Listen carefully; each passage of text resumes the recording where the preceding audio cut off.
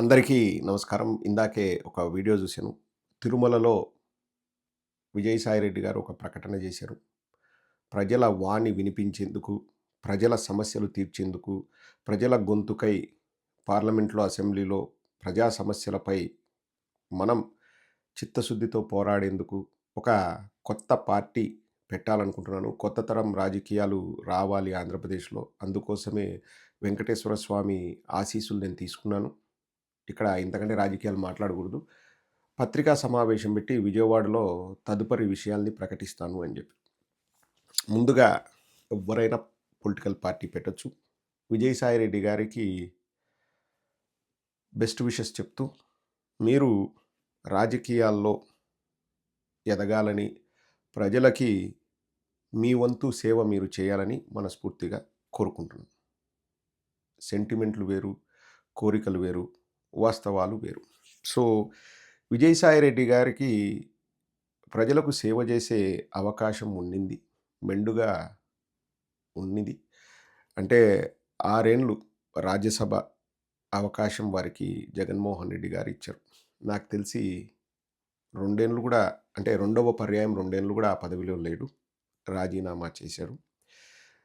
నాకు తెలిసి విజయవాడలో పార్టీ అనౌన్స్ చేసినప్పుడు తన మనసులో ఏముందో చెప్తాడనే అనుకుంటున్నాను. కానీ ఖచ్చితంగా ప్రజలకు సమాధానం చెప్పాలి.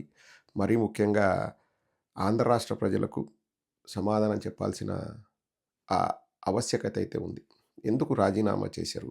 6 ఏళ్ల నుండి ప్రజలకు సేవ చేయొచ్చు గదా! పోనీ రాజీనామా చేయమని జెప్పేసి ఎవరైనా ఒత్తిడి తెచ్చారా? ఆ రోజు రాజీనామా జేసిన రోజు ఇంక నేను ఆహ్, వ్యవసాయం చేసుకుంటూ శేష జీవితం గడుపుతాను. నాకు వ్యవసాయం అంటే ఇష్టం. వ్యవసాయంలో కలుపు మొక్కలు ఏరుకుంటూ కూర్చుంటాను అని జెప్పేసి ఆ రోజు ప్రకటించారు. నెక్స్ట్ రోజు ఏదో జీపు పక్కన నిలబడి ఒక ఫోటోకు ఫోజ్ ఇచ్చి ఏదో అంటే పొలంలో వ్యవసాయం చేస్తున్నట్టు 2, 3 ఫోటోలు కూడా పెట్టాడు. అంటే ప్రజలకు చెప్పడానికి నేను వ్యవసాయం మాత్రమే చేస్తున్నాను అని జెప్పేసి. ఏమైందో ఏమో కొద్ది రోజులుగా నేను మళ్ళీ పార్టీ పెడతాను, ఏదైనా పార్టీలో చేరతాను. ఎక్కడో నేను పేరు కూడా చూసాను. భారతీయ జన వికాస్ అని జెప్పేసి బీజేవీ అనే పార్టీ పేరు అని జెప్పేసి అంటే సాయిరెడ్డి గారేమో అధికారికంగా ప్రకటించలేదు. అని నేను చూసాను. విజయసాయిరెడ్డి గారి స్వభావం తెలిసిన వాడిగా, విజయసాయిరెడ్డికి ప్రజల్లో ఎంత పలుకుబడుందో చూసిన వాడిగా, ప్రజలతో ఎంతగా మమేకం కాగలడో తెలిసిన వాడిగా, అంటే మనకంటూ ఒక అభిప్రాయం ఉంటుంది. రాజకీయ పార్టీలు ఎవరైనా పెట్టొచ్చు. కేఏ పాల్‌కు రాజకీయ పార్టీ ఉంది. ఇప్పుడు ఈ ఏబీ వెంకటేశ్వరరావు గూడా ఏదో ఒక సంస్థనో ఏదో పెట్టుకొని అతని తరపున అతనేదో మాట్లాడుకుంటున్నాడు. సో, ఎవరైనా పొలిటికల్ పార్టీ పెట్టొచ్చు. దానికేం పెద్ద కష్టపడాల్సిన అవసరం లే. పెద్ద డబ్బులు ఖర్చు చేయాల్సిన అవసరం లే.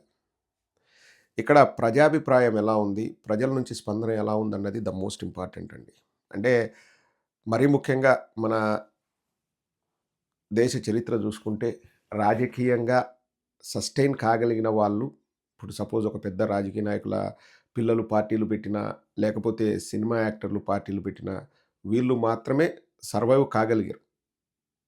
ఎస్పెషల్లీ మన సౌత్ ఇండియాలో మనం జూసుకుంటే ఇప్పుడు విజయ్ ఆహ్, సీఎం అయ్యాడు అంటే ఒక బేస్ ఉంది. ఒక ప్లాట్‌ఫార్మ్ ఉంది. ఏంటి సినిమాల్లో ఆయనకున్న క్రేజ్‌ని ప్రజలు ఓట్ల రూపంలో వారికి వేశారు. వైఎస్ జగన్మోహన్ రెడ్డి గారి 10 ఏండ్ల కష్టం, దాని వెనకాల రాజశేఖర రెడ్డి గారి ఆశీర్వాదం. రాజశేఖర రెడ్డి గారి 30, 40 ఏండ్ల కష్టం. సో, పార్టీ నిలదొక్కుకుంది. అండ్ జగన్మోహన్ రెడ్డి గారు ముఖ్యమంత్రి కాగలిగారు. మీరు గమనిస్తే 16, 17 మంది ముఖ్యమంత్రులుగా తెలుగు రాష్ట్రాల్లో పనిచేస్తే, ఒకే ఒక్క నాయకుడు జగన్మోహన్ రెడ్డి గారు ముఖ్యమంత్రి కొడుకు ముఖ్యమంత్రి కావడం. ఇంకా ఎవరు కూడా కాలేదు. మధ్యలో చాలా చాలా పార్టీలొచ్చాయి. ఒక చిత్తూరు అతను కూడా ఏదో పార్టీ పెట్టాడు. అతనికి ఇంకా ఉందనుకుంటా పార్టీ. కేఏ పాల్ పార్టీ పెట్టాడు. ఇట్లా అంటే హరికృష్ణ గారు పార్టీ పెట్టారు. ఇంగా చంద్రబాబు నాయుడు తొక్కేసాడనుకోండి ఆ పార్టీని. వేరే విషయం. లక్ష్మీ పార్వతి గారు పార్టీ పెట్టారు. పార్టీలు పెట్టడం పెద్ద విషయమేం గాదు. కానీ విజయసాయిరెడ్డి గారి నేపథ్యం జూస్తే ఆయన ఒక చార్టర్డ్ అకౌంటెంటు. అతను వృత్తిరీత్యా 4 గోడల మధ్య కూర్చొని ఏసీ రూముల్లో కూర్చొని పనిజేయడమే అతను చేసింది జీవితాంతం. తరువాత కూడా వైఎస్ఆర్ కాంగ్రెస్ పార్టీ తరపున అతను ప్రజల్లో తిరిగింది చాలా తక్కువ. అంటే పార్టీ ఆఫీస్‌లో ఉండేవాడు. ఆహ్, ఏవైనా మీటింగ్స్ ఇవన్నీ అటెండ్ అయ్యేవాళ్ళు. వ్యూహకర్తగా ఇదంతా పేరుంది గానీ, ప్రజల్లో జరిగింది చాలా చాలా తక్కువ.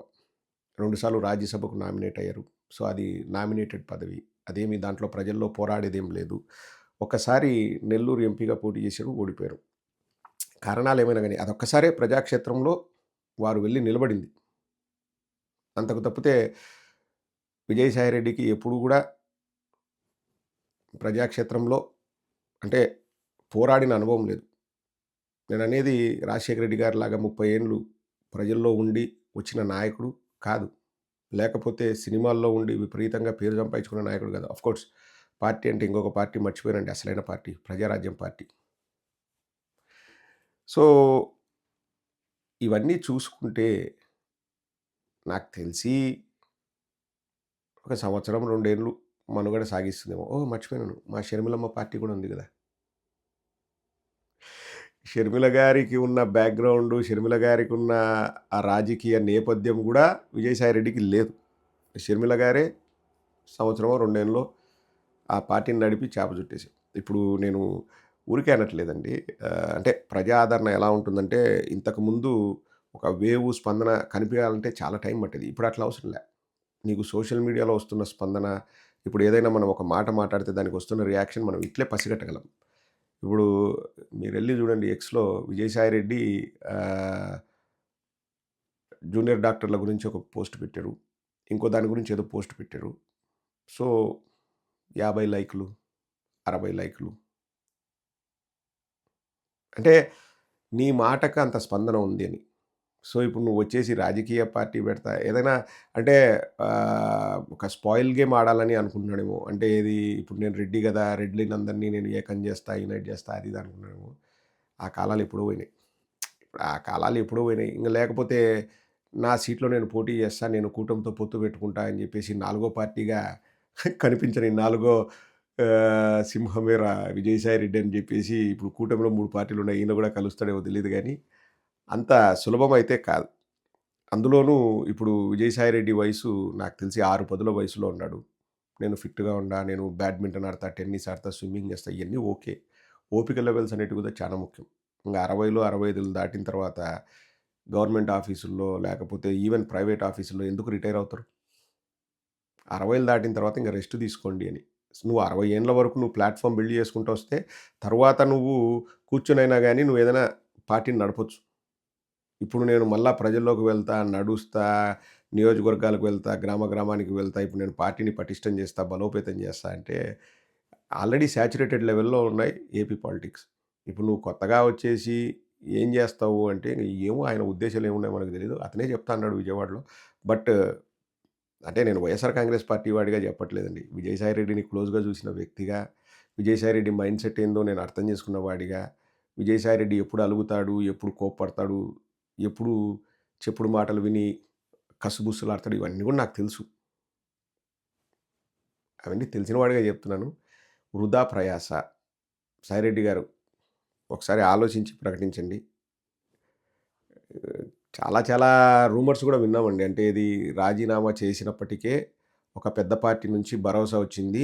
నిన్ను మళ్ళీ మా పార్టీ నుంచి రాజ్యసభకు పంపుతామని జెప్పేసి ఒక పెద్ద పార్టీ నుంచి భరోసా వచ్చిన మీదటనే రాజీనామా జేశాడు. తరువాత ఏమైందో ఏమో ఆ పార్టీ వాళ్ళు మిన్నకుండిపోయినారు. మా పార్టీలోకి రావద్దని గూడా ఈయనకు చెబితే